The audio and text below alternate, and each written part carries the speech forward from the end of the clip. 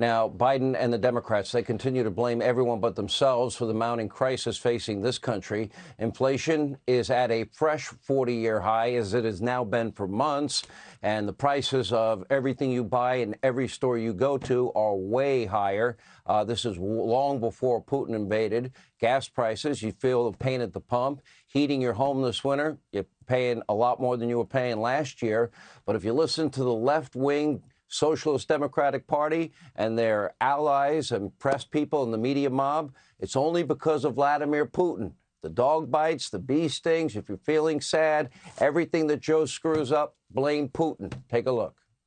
I would say that since President Putin began his military buildup on Ukrainian borders, the price of gas at the pump in America has gone up 75 cents. No, I mean, he did not cause the war, which caused prices to surge. And you heard the President of the United States going to say Putin's price hike. Putin's price hike. A Putin price hike. Putin's price hike. And Putin's price hike is a great way to message it. Putin's gas hike. I'm going to do everything I can to minimize Putin's price hike here at home.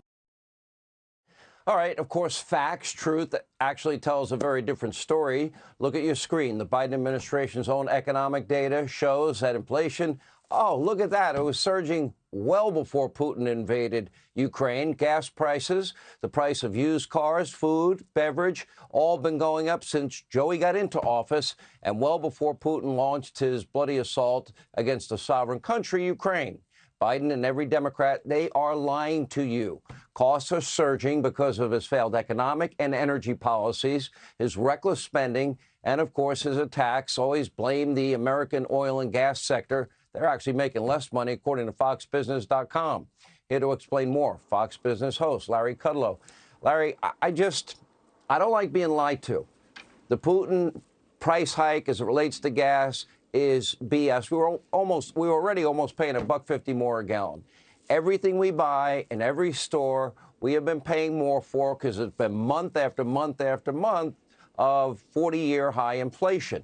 Vladimir Putin didn't cause that, but this is now the new talking point. Explain from your perspective. Well, look, a couple of numbers will help, I think. There's a certain inflation amnesia going on with Biden and the left. Gasoline prices were $2.35 in January of 21. By October, they were $3.31, up 40%. That's before Putin put any troops on the east side of the Ukraine.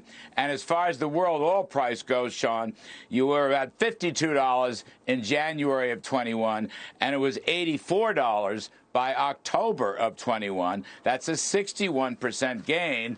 So that's before Putin showed up at all. Those are huge numbers. The inflation rate, consumer prices, Sean, less than 2% in December of 2020, and then it gradually surged to 3 to 5 to 7.5% before Putin invaded.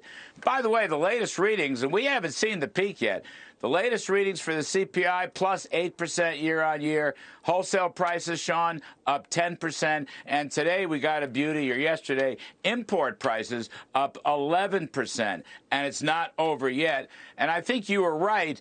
The seeds were planted with the huge big government socialist deficit spending package of March 2021, about 1 year ago. And then they sold all that money by selling bonds, and the Federal Reserve bought the bonds, so the money supply is surging, and it continues to surge. The Fed hasn't done a thing. So we're in for a big problem, but those seeds were planted over a year ago. Let me ask you about Goldman Sachs. They're now predicting in the next 2 years as many as 11 interest rate hikes from the Fed. Now, originally, they were predicting 3 or 4 this year. Then they predicted as many as 7 this year. As interest rates rise, what will that do to the economy overall? Will it help with inflation? Because I think it's going to probably hurt the economy more than anything else. Even Lawrence Summers now saying likelihood of a recession is pretty high at this point, and most economists are saying the same thing. Your thoughts? Well, I agree. I thought what Larry Summers wrote in the paper a couple days ago is basically right. Right now, we're in stagflation. All right, the first quarter is going to come in about 2%, Sean. but the inflation rate is going to be about 8%. So that's stagflation. That's not going away.